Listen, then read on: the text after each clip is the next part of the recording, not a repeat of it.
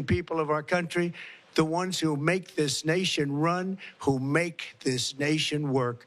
And after just 1 year, we have achieved more. Stop scrolling, because what just happened could change the entire course of the Ukraine war. A decision that Biden refused to make, Donald Trump has now approved. And within hours, Russia's response shocked even seasoned analysts. Stay with me, because what happened next will surprise you. So let's start right here. In 2025, the Ukraine war is no longer a regional conflict. It's a global pressure point. Every move by Washington sends shockwaves through Moscow, Kyiv, and capitals across Europe. For months, actually years, there was one specific decision the Biden administration consistently avoided. Advisors debated it, allies pushed for it, Ukraine begged for it, but Biden said no. Until now.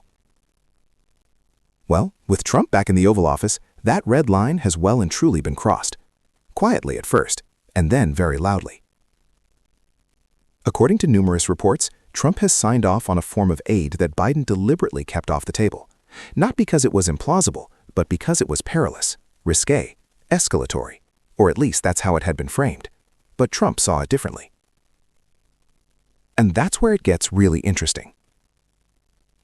Right now, Ukraine, at this juncture of the war, is exhausted, though not defeated. The front lines have changed slowly, the cities have paid a price, civilians live under threats, and although Western aid has kept Ukraine alive, many experts believe it wasn't enough to make a decisive change on the battlefield. As Zelensky has been saying for months, give us the tools and we will finish this. But one tool in particular had always been missing. Until Trump said yes. Now, before I take you through precisely what was approved, you've got to understand why Biden opposed it in the first place. Because this isn't just about weapons, it's about fear of consequences. Under Biden, the approach was containment. Help Ukraine survive, weaken Russia over time, but avoid anything that might provoke a direct confrontation with Moscow. The White House obsessed over the danger of escalation, about red lines, about what Putin might do if pressed too hard. Those fears weren't imaginary, I must say. Russia wasn't taking it anymore, shouting across the Western world, certain weapons will be considered an act of war. Biden listened. Trump didn't. Trump's argument was simple and controversial. He reportedly told advisors, the longer this drags on, the worse it gets. End it fast. That thinking produced a decision that surprised both diplomats and military analysts. What Trump approved was a level of capability that dramatically changes Ukraine's reach, its ability not just to defend, but to strike. Deep, strategic, painful. And when that approval went public, well, Russia panicked. You could see it immediately. The tone of the Russian state media changed overnight.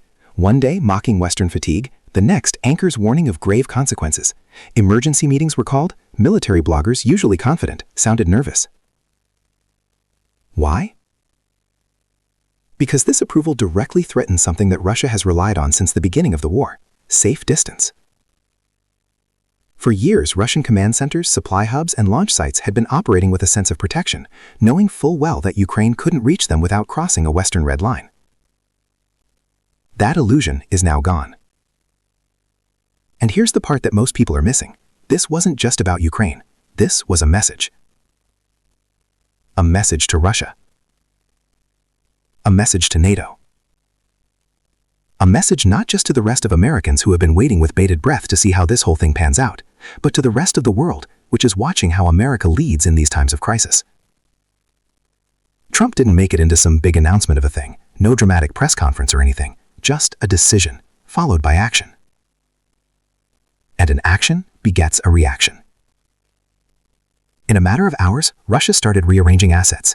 Air defenses were relocated, troops redeployed, flights over some areas were grounded. Even civilians near key military zones were given quiet warning. That is not confidence, that is fear. Now ask yourself this, if Russia really thought that this decision would mean nothing, would they react this way? And Ukraine, exactly. Ukraine reacted very differently. Ukrainian officials didn't cheer loudly, they didn't brag, they went quiet and focused. Usually that means one thing: preparation. Zelensky issued a brief statement, calm, controlled, but with one line leaping out: this decision brings the end of the war closer. That is not something leaders say lightly.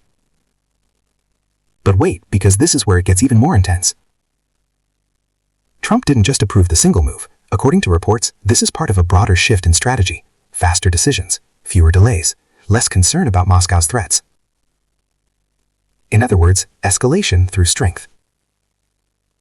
Supporters say this is exactly what has been lacking, that Putin only understands force and that half measures prolong the war and increase suffering. Critics say this may prove to be reckless, that in doing so it risks dragging the US into something much bigger. And that debate is exploding right now. But the ground truth is this: Russia is adapting, Ukraine is preparing, and the clock is ticking. The military analysts are now saying that the next 60 to 90 days could determine the entire outcome of the war. Not years, not decades, months. Because with this approval, Ukraine's options multiply. Supply lines that were once untouchable are now vulnerable. Command decisions become harder. Mistakes become costlier. And Russia knows this full well. That is why the response was panic-like. This isn't 2022 anymore, or 2023, or even 2024. This is 2025, and the rules have changed. To his supporters, this constitutes decisive leadership. To his critics, it is nothing more than dangerous brinkmanship. But one thing is undisputable. Biden said no to this move. Trump gave the green light, and the battlefield would never be quite the same again. Think about the impact now on a world scale. What does it mean for Europe's security if Ukraine gains the upper hand quickly? For China, watching from the sidelines? For future conflicts in which US hesitation versus decisiveness might shape outcomes? This decision reverberates far beyond Ukraine. And here's the question nobody can answer yet. Will this end the war faster or push it into a more dangerous phase? That answer is forthcoming, soon. So stay with me, because as reactions continue to pour in, and as the first real consequences of this decision unfold, we'll be tracking every major development, without the noise, without the spin. Now, I wish to hear from you. Do you believe Trump made the right call approving what Biden had refused? Is this the move that finally makes Russia rethink the war, or does it risk something bigger? Drop your thoughts in comments, I read them all. If this breakdown helped you understand what's really going on, hit that like, it means more than you think. Subscribe to get unabridged and fast updates on the war in Ukraine and global politics. And share this video, because everybody needs to know how close we are to a tipping point. If you're still with me, here's where the story takes a sharper turn. Because once the initial shock wore off, the true implications of treason have begun to emerge, and they're much larger than previously imagined. Behind closed doors, US intelligence officials began quietly reassessing timelines. Not years, not even a year. Weeks. That's the word that keeps coming up. Weeks until Russia is forced to make hard choices it's been avoiding since the war began. One senior analyst reportedly said simply, this compresses Putin's options. And that matters. For the first time in a long while, Russia isn't dictating the tempo. It's reacting, scrambling, adjusting after the fact. And in warfare, that's usually a bad omen. What's happening now is psychological. Russian commanders aren't operating with the comfort of distance anymore. Every supply route, every command post, every so-called safe zone is suddenly a potential target. That forces hesitation. It slows decisions. It creates mistakes. But Ukraine knows well how to take advantage of mistakes. Ukrainian forces have spent years adapting, learning to strike fast, move quietly, hit where it hurts most, give them greater reach, and suddenly the map looks very different. But here's where it gets really worrying for Western capitals. Once something is capable of existing, it can't be unapproved. This isn't the sanctions that one can roll back, or statements one can soften. This changes the physical reality of the battlefield, and Moscow understands that once Ukraine uses this capability successfully, there's no going back to the old rules. That's why the response from Russia hasn't been loud threats, but urgent internal movement. And there's something else. Allies are watching closely. European leaders who once urged caution now quietly reassess their own limits. If Washington is ready to move faster, others might follow. That could unlock additional support stuck in political limbo for months. Momentum matters. And at this moment, the momentum is shifting. But let's get one thing straight. This is still highly dangerous. For Putin, his whole image is based on strength and power. Being cornered in public is dangerous.